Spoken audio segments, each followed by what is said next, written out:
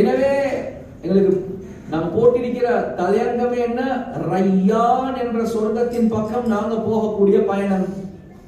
கண்ணியத்துக்குரிய சகோதரர்களே, நண்பர்களே, ரமதானுடைய நோக்கமே குர்ஆன்ல அல்லாஹ் சுப்ஹானஹு வ தஆலா தெளிவாகவே சொல்றான். குதிப அலைக்குமுஸ் ஸியாமு கமா குதிப அலல் லதீன மின் கப்லிக்கும் லஅல்லக்கும் தத்தகூன்.